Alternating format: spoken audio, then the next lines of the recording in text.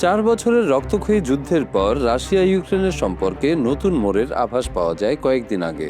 Ukraine যুদ্ধ শেষের দিকে বলেও ইঙ্গিত দিয়েছিলেন রাশিয়ার প্রেসিডেন্ট ভ্লাদিমির পুতিন। তবে এসব জল্পনা কল্পনার মধ্যেই আবারও রাতভর বিস্ফোরণ আর সাইরেনের শব্দে কেঁপে উঠেছে ইউক্রেনের রাজধানী কিয়েভ। শত শত ড্রোন ও ক্ষেপণাস্ত্র ছুড়ে বড় ধরনের হামলা চালিয়েছে রাশিয়া। এতে অন্তত 3 জন নিহত হয়েছেন, আহত হয়েছেন আরও 40 জন। ধসে পড়া একটি ভবনের নিচে কয়েকজন আটকে থাকতে পারেন বলে আশঙ্কা করা হচ্ছে। ইউক্রেনের সামরিক বাহিনী জানিয়েছে, বৃহস্পতিবার রাতের হামলায় কিয়েভের 6টি জেলা ক্ষতিগ্রস্ত হয়েছে। আশপাশের আরও কয়েকটি এলাকাতেও রুশ বাহিনী আঘাত হেনেছে।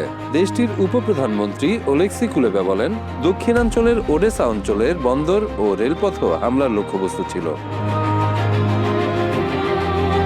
ইউক্রেনের প্রেসিডেন্ট ভলোদিমির জেলেনস্কি সামাজিক যোগাযোগ মাধ্যম এক্সে দেওয়া এক পোস্টে বলেন, কিয়েভের একটি 9তলা ভবনে হামলার পর উদ্ধার অভিযান এখনো চলছে। তার দাবি, রাশিয়া এক রাতেই ইউক্রেনের ওপর 670টির বেশি ড্রোন এবং 56টি ক্ষেপণাস্ত্র নিক্ষেপ করেছে। জেলেনস্কি আরও জানান, গতকাল মধ্যরাতের পর থেকে রাশিয়া ইউক্রেনের শহর ও জনপদে 1560টির বেশি ড্রোন ব্যবহার করেছে। যুদ্ধ শেষের দিকে যাওয়ার কোনো ইঙ্গিত যে নেই, এই হামলায় সেটি স্পষ্ট হয়ে উঠল। তিনি পশ্চিমা মিত্রদের প্রতি ইউক্রেনের আকাশ প্রতিরক্ষা আরও জোরদার করার আহ্বান জানান। কিয়েভের মেয়র ভিতালি ক্লিচকো জানিয়েছেন, আহতদের মধ্যে 2 শিশুও রয়েছে। জরুরি সেবা বিভাগ বলছে, হামলায় বেশ কয়েকটি আবাসিক ভবন ক্ষতিগ্রস্ত হয়েছে।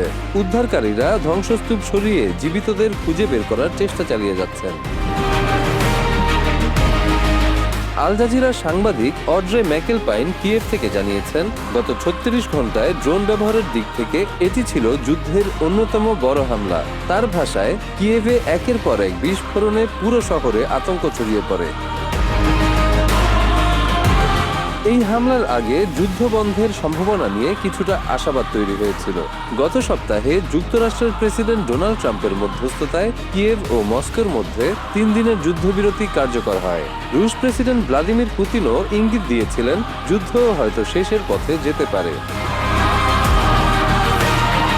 তবে সেই যুদ্ধবিরতি বেশি দিন টেকেনি।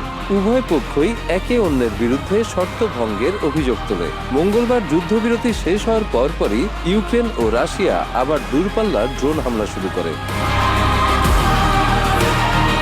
এর মধ্যে ক্রেমলিন স্পষ্ট জানিয়েছে, পুতিনের সাম্প্রতিক মন্তব্যকে অবস্থান নরম করার ইঙ্গিত হিসেবে দেখার সুযোগ নেই। বুধবার রাশিয়া আবারও দাবি করেছে, যুদ্ধবিরতি ও পূর্ণাঙ্গ শান্তি আলোচনার আগে ইউক্রেনকে পুরো ডনবাস অঞ্চল থেকে সেনা সরিয়ে নিতে হবে। কিয়েভ এই দাবি প্রত্যাখ্যান করেছে।